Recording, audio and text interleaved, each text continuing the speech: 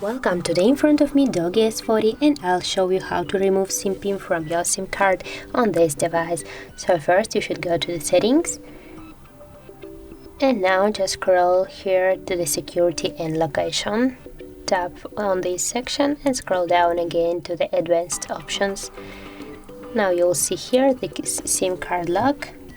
Tap here and you can see that your SIM card is locked now.